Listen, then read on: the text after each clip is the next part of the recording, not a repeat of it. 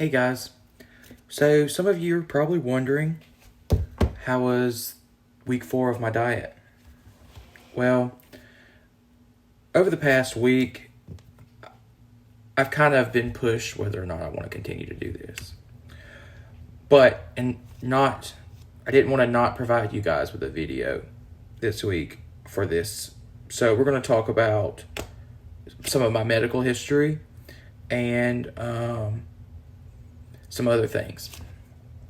I see a lot of people who experience diabetes burnout, and it's kind of disheartening, though I 100% understand why you might feel that way. And trust me, I haven't had a single month that goes by that I don't want to, just eat my body weight and something that I know I truly can't eat, and things like that. So with that being said, I've been looking through my medical records. My mom is a RN, and so is my grandmother on my mom's side, and she kept meticulous records for when I was diagnosed. So all of my endocrinologist, my pediatric endocrinologist, doctor's notes and everything are in this binder, as well as my cardiologist visits, because I do have an enlarged part of my heart that is being monitored. Is not provided with me with any complications at this point. We are just monitoring it to be on the safe side. And then when I switched to Medtronic, I kept adequate data from my 530G and inlight sensor. Just something that I've always done. On October 4th, 2010 is when I went to the I think it's pronounced Batson's Children's Hospital in Jackson, Mississippi, to see my pediatric endocrinologist. This is when I was first diagnosed. My A1C was 11.3. Shortly after that appointment, that was in October, the next notes that she had was on, that was October 4th, 2010. On May 13th, 2011, what's the next? Oh, wait, here we go. I'm sorry, I didn't highlight the right page. My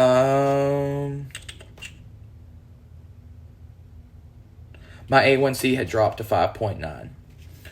That was taking injections twice a day, in the morning and the evening, mixing a short-acting and a fast-acting insulin. I did that for over a year, and over the next year or so, my A1C bounced between 5.9 and 7.1, which to me was pretty good for somebody who was first diagnosed and on injections.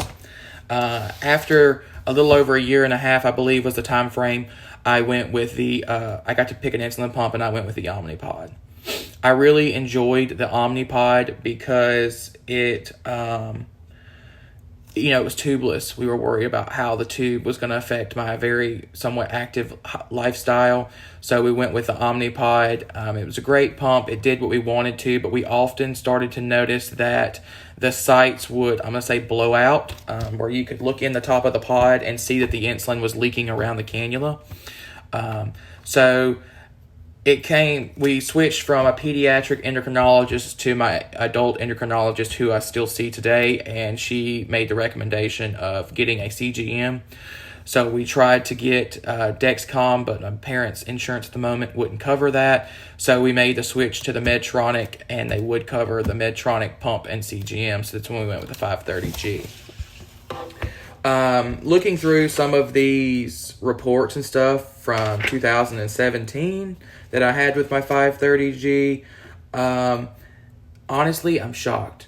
I didn't realize that my blood sugars were this bad.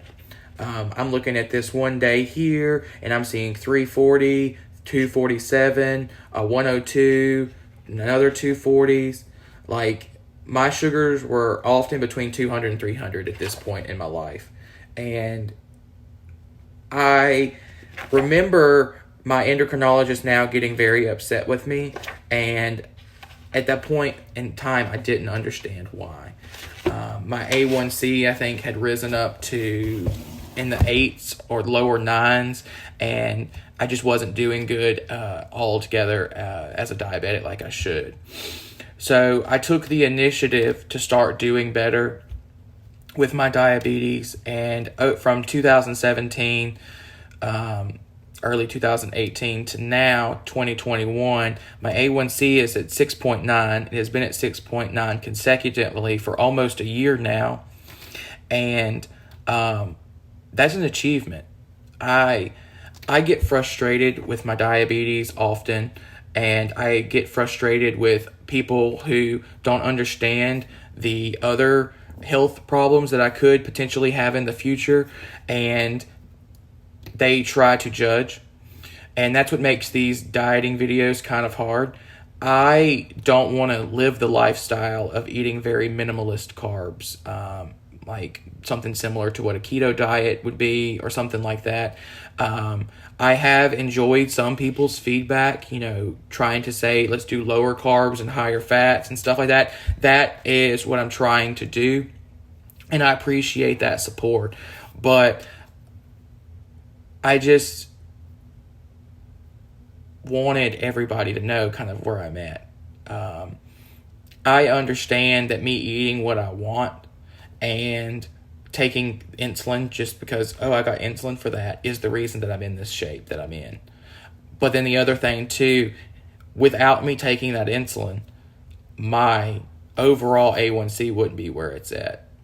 So it's kind of, it is my fault, but then again, it isn't my fault. It's the way I look at it.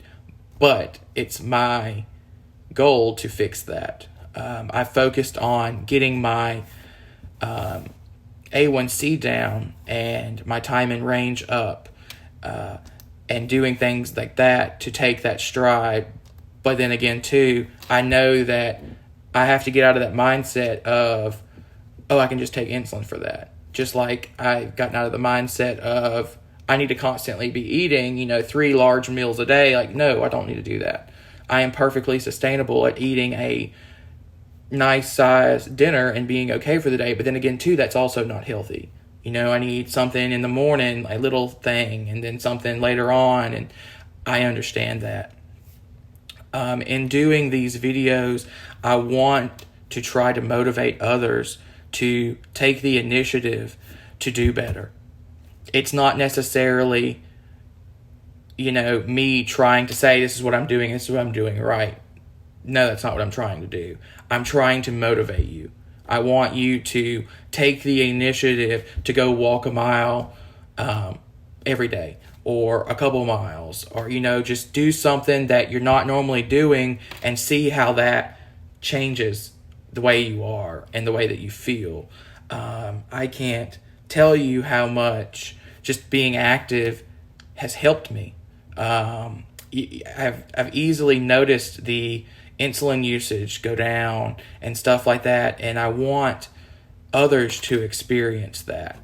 I do my 770G updates to provide tips and tricks that I have experienced that worked, and based on most of the feedback that I'm getting, a lot of individuals are enjoying that and they're liking it. So I don't understand why the diabetic world, everybody has to try to be like, we have to be the same. That's not the case. We're not the same. Most of the time I see everybody being a community and trying to support each other, but then some of the times you don't. It's kind of back and forth, and we shouldn't be that way, guys.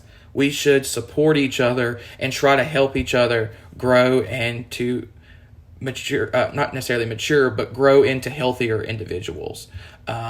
We should see the importance of why managing our diabetes is good for us, why a healthy weight is good for us, what that A1C is actually going to mean if you keep it if it stays elevated for a long period of time. Are you going to lose your vision, or could you develop sores on your feet that might have them amputated, or your hands? I mean, there are countless things that diabetes can cause later in life if you don't manage it well at the beginning. And because my mom was a nurse, I was exposed to all of that at the very beginning, and I've kind of kept up with it with trying to keep my A1C healthy and working with my doctor's office.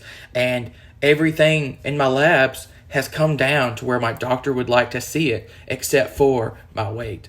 So trust me, I'm taking the initiative every day to better myself in that regards. And that's what I'm trying to do with these videos, is to help motivate you guys. It's not to say, yes, I'm doing it right, or I might be doing it wrong, but there's something that we'll all experience in life. It's trial and error. We might try to do something this way and then it doesn't work.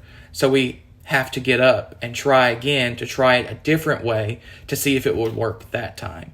That's what I'm kind of trying to do with these weekly diet updates, share my experience, give some accurate data with my CareLink reports as to this is what exercises I've been doing and this is what it's done with my control, with my diabetes. That's what I want to share with you guys. And that's what I'm trying to accomplish. So that's just kind of where I'm at. I kind of took the week off. It was my birthday this past week. I had a lot of planning and stuff. We did have a party and stuff like that. So I just kind of let it slip, and I took time to think about what I wanted to do going forward with these videos.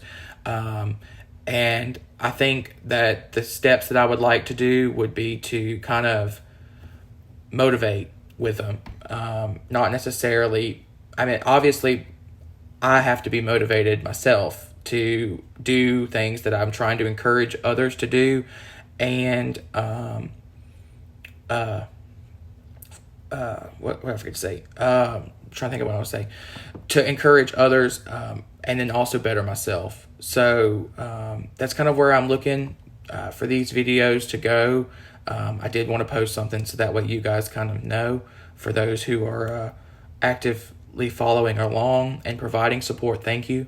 It's much appreciated. I do try to read every comment and respond to everybody quickly.